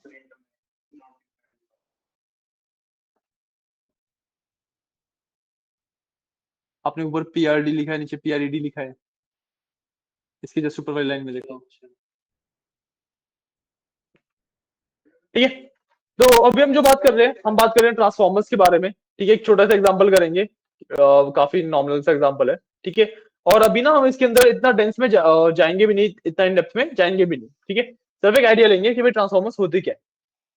अब ना द मेन थिंग इज कि अभी तक हम जो एल्गोरिथम पे वर्क कर रहे थे, जो मॉडल्स पे वर्क कर रहे थे, हमने सिर्फ जैसे लॉजिस्टिक रिग्रेशन का एग्जांपल लू, मैंने इंपोर्ट किया, यूज कर लिया, रैंडम फॉरेस्ट इंपोर्ट किया, यूज कर लिया। ठीक है, मैं खुद का कोई मॉडल नहीं बना रहा था, गेटिंग पॉइंट। मैं बस अपना मॉडल ट्रेन कर रहा था, जो एल्गोरिथम है जिसके बेसिस पे एक मॉडल ट्रेन होता है, वो मैं अभी तक खुद का नहीं बना रहा था। राइट, अब हम खुद के मॉडल्स बनाने स्टार्ट करेंगे। ठीक है, एंड द पॉइंट इज कि जब मैं खुद का मॉडल बनाता हूं तो उसकी ना हर एक लेयर को मैं कंट्रोल कर सकता हूँ। जब मेरे पास हर एक लेयर का कंट्रोल है तो मैं और इन डेप्थ जा सकता हूँ फीचर्स के मामले में या पैरामीटर्स के मामले में। ठीक है, इतना पार्ट समझ आया? ट्रांसफॉर्मर्स मेरे को इस चीज में कैसे हेल्प करते हैं? ठीक है, देखो सबसे पहले ट्रांसफॉर्मर समझो है क्या। ट्रांसफॉर्मर बेसिकली एक पैरेलल प्रोसेसिंग का मेथड है, एक प्रोसेस है। ठीक है, जिससे मैं मल्टीपल मॉडल्स को पैरेलली प्रोसेस कर सकता हूँ। ठीक है, कि मतलब एक ही साथ पांच पांच छह छह मॉडल्स में प्रोसेस करवा सकता हूँ। तो इससे मेरे पास होता क्या है कि इससे ना जो मेरा मशीन लर्निंग के टाइम पे या फिर थोड़ा सा इन डेप्थ जाने के लिए जो रिसोर्सेज एंड टाइम कॉम्प्लेक्सिटी मेरे को ज्यादा लग रही थी, मेरे को थोड़ा सा इन डेप्थ और डीप एनालिसिस करने के लिए जो रिसोर्सेज लग रहे थे, टाइम कॉम्प्लेक्सिटी लग रही थी, टाइम बहुत ज्यादा लग रहा था, वो मेरा बहुत ज्यादा मैनेज हो जाता है। क्योंकि भाई आप इमेजिन करो, मेरे को लेट से 30 मॉडल रन करने हैं। ठीक है, 30 मॉडल, अरे हर एक model on an average 1 minute भी ले रहा है रन होने में, तो ये 30 मिनट हो गए। बट अगर मैं 30 के 30 मॉडल्स को एक साथ रन कर सकूं तो एक ही मिनट में हो जाएंगे ना। यानी पॉइंट, मतलब एक नहीं, वो थोड़ा सा 1.5 मिनट लगेगा बट स्टिल इट्स फास्टर।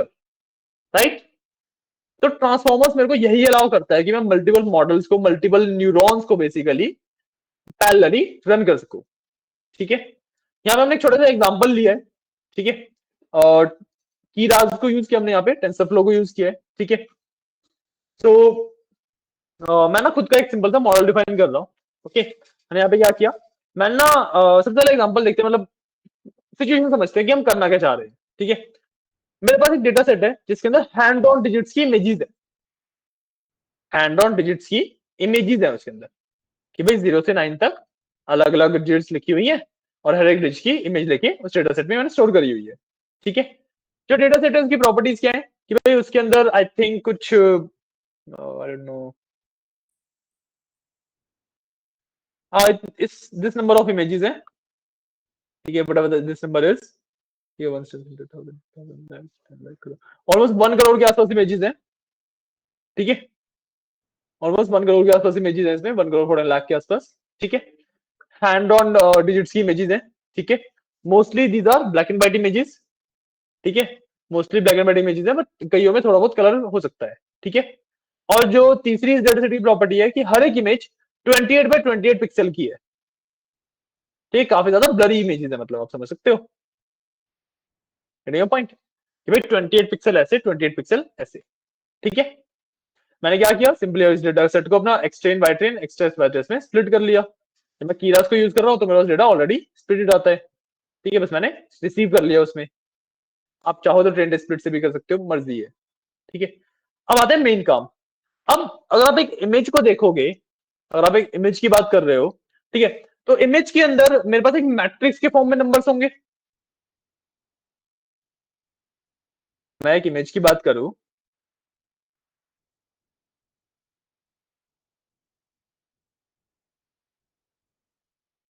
मैं एक इमेज की बात करूं, यहां से 28 है और यहां से भी ये 28 पिक्सल्स है। ठीक है, तो जो हर एक पिक्सल होगा वो एक नंबर असाइन होगा।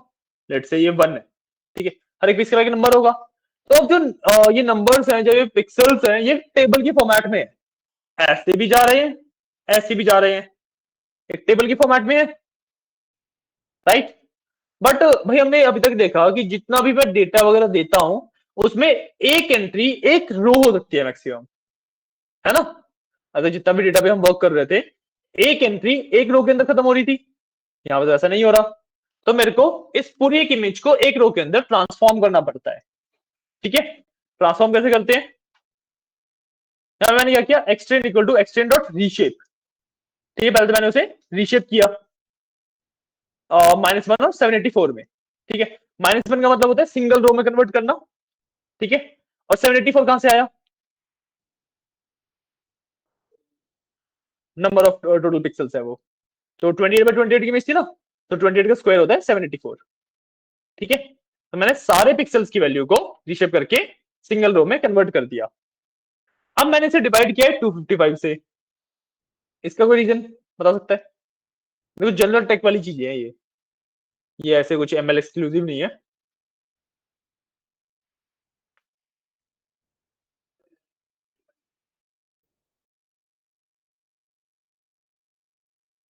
नहीं, नहीं गेस कर पा कोई। ठीक है, अच्छा ठीक है, बेसिक से स्टार्ट करेंगे, थोड़ा सा इसको समझाने के लिए एक बेस देना पड़ेगा आपको। ठीक है, अगर आप मैं अपनी आपके लैपटॉप की या टीवी की किसी भी स्क्रीन की बात करूं, तो उसके अंदर पिक्सल्स होते हैं, है ना। और जैसे मैं एक 1080p स्क्रीन की बात कर रहा हूं, तो दैट इज 1920 बाय 1080p। तो मतलब 1080 पिक्सल्स ऐसे हैं, 1920 पिक्सल्स ऐसे हैं। इतना समझ आता है। और मैं हर एक पिक्सल की बात करूं, तो हर एक पिक्सल में 3 कलर होते हैं। हर एक पिक्सल 3 कलर से बना हुआ होता है। तो क्या कलर होते हैं ये, आरजीबी, रेड ग्रीन ब्लू। ठीक है, हर एक इस कलर की, ठीक है, जो इसे सब पिक्सल कहते हैं, हर एक इस सब पिक्सल की एक इंटेंसिटी रेंज होती है कि भाई प्रॉपर बंद से फुल ब्राइटनेस तक का एक पूरा स्केल होगा, है ना। एक बेसिकली लाइट है, तो एक तो स्टेट होगी उसकी पूरी बंद है। ठीक है, धीरे धीरे आप उसमें करंट दोगे तो धीरे धीरे वो ब्राइट होनी स्टार्ट होगी। और एक पॉइंट आएगा जहां पे उसकी पीक ब्राइटनेस पहुंच जाएगी कि भाई उससे ज्यादा ब्राइट हो ही नहीं सकती वो। एक पूरा स्केल है। तो जब मैं वैल्यूज की बात करता हूं ना, तो इन पिक्सल्स की भी वैल्यूज होती हैं फ्रॉम 0 to 255। जीरो का मतलब वो पिक्सल पूरा बंद है, 255 का मतलब वो पिक्सल अपनी पीक ब्राइटनेस पे चल रहा है। ठीक है, सब पिक्सल की बात हो रही है। ठीक है, तो भाई अब जो 3 कलर है, तीनों की 0 to 255 का स्केल होता है। इसी के परम्यूटेशन एंड कॉम्बिनेशन से आपके जो 16 मिलियन कलर्स पॉसिबल है एक स्क्रीन के ऊपर, वो सारे बनते हैं। ठीक है, और मैं छोटा सा एग्जांपल दूं, और आपको ब्लैक कलर देखना है कहीं पे, basically that is absence of light. तो तीनों पिक्सल की वैल्यू 0 हो जाती है। ठीक है, white colour is basically mixture of every light. तो उसमें हर एक पिक्सल की जो सब पिक्सल है उसकी वैल्यू 0 मतलब 255 पे सेट हो जाती है। ठीक है, बेसिक आइडिया मिला। अब जो मैंने यहाँ पे 255 से डिवाइड किया है, इसका मेरा सिंपल सा मतलब क्या है, देखो जो ये इमेजेस हैं, ये ब्लैक एंड व्हाइट है मैक्सिमम। ठीक है, तो मेरे को कलर से इतना ज्यादा फर्क नहीं पड़ रहा। ठीक है, इसमें ब्राइटनेस है, अगर मैं व्हाइट की, ब्लैक एंड व्हाइट में तो कलर है, ब्लैक या व्हाइट, ठीक है। और ब्लैक से व्हाइट तक का एक पूरा स्केल होता है, ब्लैक से व्हाइट तक का एक पूरा स्केल होता है। आप धीरे धीरे लाइट देनी शुरू करोगे ब्लैक में, तो मतलब सबसे पहले कलर ब्लैक होगा, ठीक है। तो धीरे धीरे जैसे ब्राइटनेस बढ़ानी शुरू करोगे तो धीरे धीरे व्हाइट की तरफ जाएगा, ग्रेइश सा हो जाएगा, थोड़ा व्हाइट की तरफ जाता रहेगा, and in the end pure white हो जाएगा। ऐसा ही होता है ना। तो बेसिकली मैं ये कह सकता हूँ कि भाई 0 to 255 हम तीनों पिक्सल की वैल्यू को सेम ही मान रहे हैं, क्योंकि ब्लैक से व्हाइट जा रहा है, राइट। तो मैंने यहाँ पे किया क्या है कि मैंने जो वैल्यू 0 to 255 होनी थी ना, उसको मैंने कंसाइज कर दिया 0 से 1 के बीच में। आई बात समझ, बात समझ आई। मान लो किसी, हाँ, क्योंकि मेरे को ना नंबर्स चाहिए ना, एक प्रोबेबिलिटी रेंज चाहिए। 255 तक मैं नंबर दे दूंगा, वो समझ नहीं पाएगा ना कि किस तरीके से इस पे वर्क करना है, तो डेटा पॉइंट्स बहुत सारे हो जाएंगे, पॉइंट। जब मेरा स्केल एक सेट होगा 0 to 1, जो एक प्रोबेबिलिटी वाला स्केल होता है, उस पर मैं ज्यादा बेटर वर्क कर सकता हूँ, राइट। तो देखो जीरो की जब था तो 0/255 जीरो हो गया, जब पीक ब्राइटनेस है 255 तो 255/255 1 हो गया, तो 0 से 1 के स्केल में कन्वर्ट हो गया ना ये, आ गया, क्लियर है, क्लियर है। तो हर एक पिक्सल की बेसिकली एक वैल्यू असाइन हो गई, ठीक है, ठीक है। जो अब मेरे ग्रिड थी, जो मेरी इमेज की पूरी ग्रिड थी, इसमें हर एक पिक्सल की वैल्यू एक तो 0 से 1 के बीच में रेंज कर गई, ये हुआ। और जो पिक्सल्स है वो ना ऐसे सिर्फ स्ट्रेट लाइन में आ गए सारे, जो पहले नीचे भी और साइड में भी थे वो स्ट्रेट लाइन में आ गए, क्लियर हुआ क्या किया मैंने, ठीक है। इसके बाद मैंने अपना मॉडल डिफाइन किया, ठीक है। मॉडल के अंदर जो मैं ना लेयर वाइज डिफाइन करता हूँ यहाँ पे, अगर अपने मॉडल्स की बात करूँ तो मैं मॉडल्स को लेयर वाइज डिफाइन करता हूँ। मैंने यहाँ पे 2 लेयर दी है, ठीक है। जो मैंने पहली लेयर दी है वो इनपुट शेप 784 लेती है, जो कि यहाँ की शेप है, और कन्वर्ट करती है उसको 64 पॉइंट्स में बेसिकली, ठीक है। वो उसको कन्वर्ट करती है 64 पॉइंट में। तो बेसिकली क्या हो रहा है, जो 784 मेरे पॉइंट्स हैं वो मैप हो रहे हैं इन 64 पॉइंट्स के ऊपर, समझ आया, क्लियर है। अब सेकेंड लेयर क्या कर रही है, जो ऊपर वाले 64 पॉइंट्स थे वो उनको अगेन मैप कर रही है 10 पॉइंट्स के ऊपर, ठीक है। अभी 10 पॉइंट्स कौन से होंगे, 0 to 9 डिजिट्स को प्रिडिक्ट करना है। फिर लास्ट में अगर मैं 10 पॉइंट्स पे मैप करूंगा तो 0 to 9 होगा, कि भाई कौन सा नंबर पे जा रहा है ये, आ रही है बात समझ, है ना। तो मैंने लास्ट में 10 पॉइंट्स पे उसको मैप किया है, ठीक है। उसके बाद मैंने मॉडल को कंपाइल कर लिया। हाँ, ये एक्टिवेशन फंक्शंस होते हैं डीप लर्निंग में, कहता रहा हूँ कि इसको बहुत ज्यादा इन डेप्थ अच्छे से जो पढ़ेंगे हम डीप लर्निंग के टाइम पे पढ़ेंगे। ये सिर्फ एक ब्रिजिंग है कि भाई कैसे चीजें चल रही हैं डीप लर्निंग में, कैसे चलने वाली हैं, वो वाला पार्ट है ये सिर्फ। इसके बारे में हम शुरुआत से, मतलब ये तो काफी ज्यादा स्टेल लेवल 2 का कोड हो गया, ये प्योर जो लेवल 1 के कोड्स होते हैं वहां से हम बनाना स्टार्ट करेंगे, ठीक है। उसके बाद मैंने बस मॉडल को कंपाइल किया, ठीक है। बेसिकली मॉडल बिल्ड कर लिया, फिर मॉडल की ट्रेनिंग करवा दी, उसके लास्ट में टेस्टिंग कर ली, ठीक है। सिंपल सा इतना सा कोड है था बस ये, ठीक है। समझ आया, कोई डाउट। अब ना आप लोगों को एक छोटा सा टास्क दे रहा हूं मैं, ठीक है, कि आई एम सेंडिंग यू वही गूगल कोलैब की file, give me a second. हाँ, मैं आपको एक गूगल कोलैब की फाइल भेज रहा हूँ, ठीक है। उसको रन करके दिखाऊंगा, ठीक है। उसको आपको थोड़ा सा अंडरस्टैंडिंग बिल्ड करनी है कि किस तरीके से चीजें वर्क कर रही है उसके अंदर, okay. Give me a second,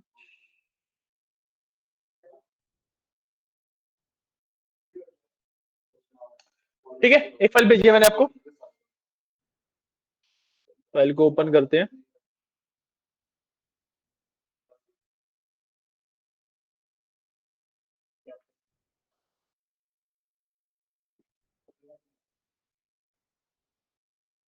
देखो, यहाँ पे बेसिकली जो कोड है, that code is basically for facial recognition, ठीक है। मशीन लर्निंग का एक प्रोजेक्ट है छोटा सा, ठीक है।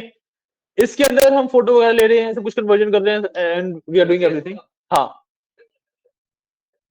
हाँ मैंने दोबारा भी भेज दिया वैसे तो, ठीक है। सब कुछ कर रहे हैं, ठीक है। इसका आपको एक बेसिक सा आइडिया लेना है। आपके पास नहीं आया? अच्छा sorry, just give me a second.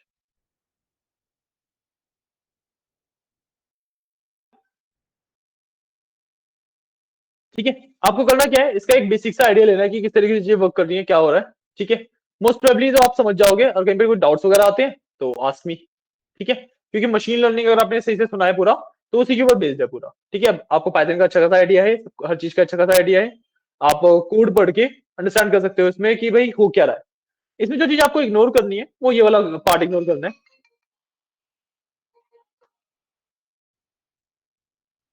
हाँ, आपको ये वाला पार्ट इग्नोर करना है। ठीक है, ये वाला पार्ट बेसिकली मैं बताता हूँ कर क्या रहा है। कि भाई देखो, फेशियल रिकॉग्निशन के ऊपर प्रोजेक्ट है, फेस रिकॉग्नाइज करना है, तो कैमरा यूज करना पड़ेगा, कैमरे से इमेज वगैरह क्लिक करेगा। ठीक है, एंड कोलैब के पास बाय डिफॉल्ट कैमरा एक्सेस करने का कोई भी तरीका नहीं होता, तो उसके लिए एक छोटा सा जावास्क्रिप्ट कोड लिखा हुआ है जो बस कैमरा एक्सेस करने में मेरे को हेल्प कर रहा है। ठीक है, इसको छोड़ के बाकी सारा आपको आराम से समझ सकते हो। ठीक है, रन करके दिखा देता हूँ, रन ऑल करेंगे।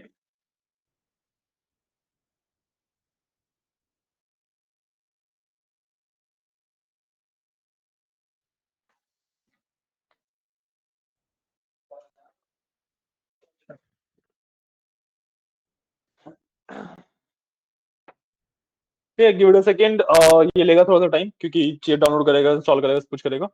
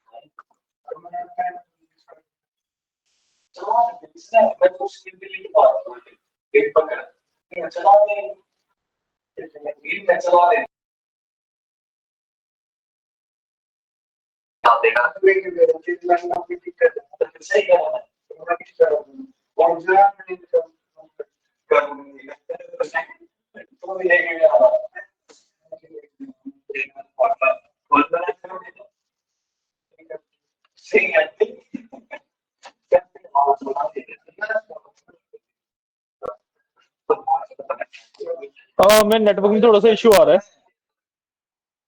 मेरे पीसी में थोड़ा सा नेटवर्क का इशू आ रहा है, एक बार आप लोग इसको रन करके देख लो। ठीक है, कुछ नहीं करना, आपको सिर्फ रन ऑल ही करना है। ठीक है, ठीक है, एक्चुअली आपको करना कुछ नहीं है इसमें, सिर्फ रन ऑल ही करना है। ठीक है, एक बार ये आपसे आपका फेस लाइक स्कैन करने को बोलेगा टू सेव दैट फेस। ठीक है, दूसरी बार में जो इमेज आएगी उसमें आप बेसिकली अपना फेस डालोगे तो उसे रिकॉग्नाइज कर लेगा ये। गाइस गाइस, थोड़ा सा आराम से बोलो यार एटलीस्ट। तो दूसरी बार में जब आप अपना अपना फेस डालो या किसी और का डालो, अगर आपने अपना फेस की एक इमेज डाली है तो it will recognise your face. ठीक है, आपने किसी और की डाली है तो it will simply say unrecognised. ठीक है, तो इसे रन करके देख लेना, मेरे में थोड़ा सा नेटवर्क का प्रॉब्लम आ रहा है शायद से, कनेक्ट ही नहीं हो पा रहा है ये।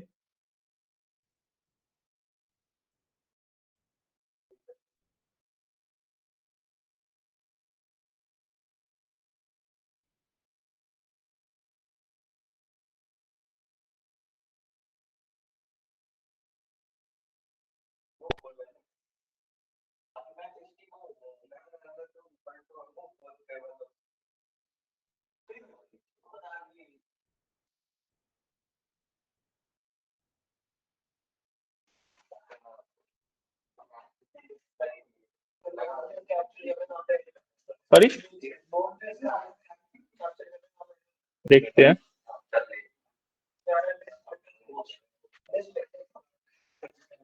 आना नहीं चाहिए, देखते हैं, एक मिनट दो।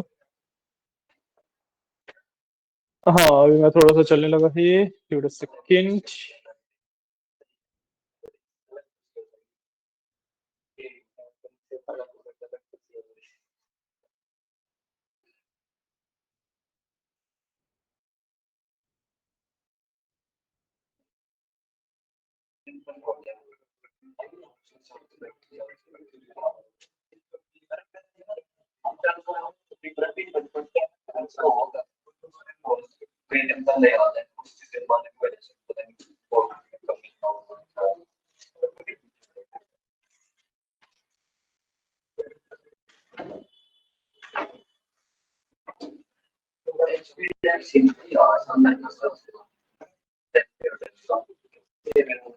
मैंने कैमरा अलाउ किया, यहाँ पे बेसिकली खुल गया।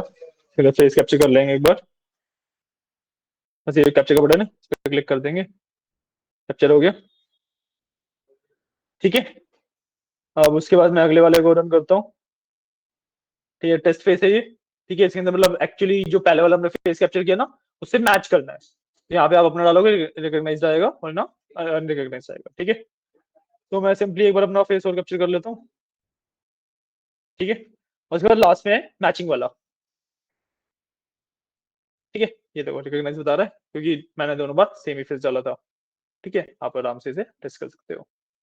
ठीक है, इसमें ना आपको एक चीज का ध्यान क्या रखना है कि यहाँ पे ना हम एक्चुअली अपने मॉडल को फेस रिकॉग्नाइज करना नहीं सिखा रहे हैं। इसका ध्यान रखना कि अगर हम फेस रिकॉग्नाइज करना सिखा रहे होते अपने मॉडल को, तो हमें हजारों इमेजेस ऑफ ह्यूमन फेसेस चाहिए होती, राइट। तो हम अपने मॉडल को फेस रिकॉग्नाइज करना नहीं सिखा रहे हैं। हम क्या बता रहे हैं कि भाई उसके पास ना फेस, यहाँ पे अगर आप पहला लाइन देखो तो हमने पिप इंस्टॉल फेस रिकॉग्निशन इंस्टॉल किया है। तो बेसिकली प्री ट्रेन्ड मॉडल होता है जो हमने यूज किया है यहाँ पे। ठीक है, हमने क्या किया है, हमने इस मॉडल को थोड़ा सा फाइन ट्यून किया है कि भाई ये ना कोई भी फेस रिकॉग्नाइज ना करे, सिर्फ एक पर्टिकुलर फेस को रिकॉग्नाइज करना सिखाया है इसे सिर्फ। Getting my point? कि भाई एक मॉडल था जिसके पास ऑलरेडी डेटा था कि भाई वो कोई भी फेस पता कर सकता है कि हाँ ये एक फेस है, ये बता सकता है वो। ठीक है, हमने उसे थोड़ा सा मॉडिफाई किया ताकि वो एक स्पेसिफिक फेस बताए सिर्फ। पॉइंट? ठीक है, आप रन करके देख लीजिए, एंड विद दिस आपका मशीन लर्निंग भी खत्म होता है। ठीक है, चलिए।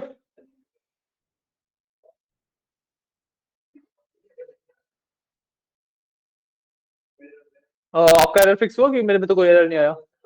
हो गया ना? ठीक है, तो आज की क्लास के लिए इतना ही। आप आराम से टेस्ट वगैरह कर लो। ठीक है, कल से will start with deep learning. ठीक है, कोड नहीं समझाया मैंने इसका, एक बार ना कोड पढ़ के आना। ठीक है, कोड पढ़ लेना, कुछ भी डाउट्स आते हैं पूछ लेना मुझसे। ठीक है, चलिए, थैंक यू।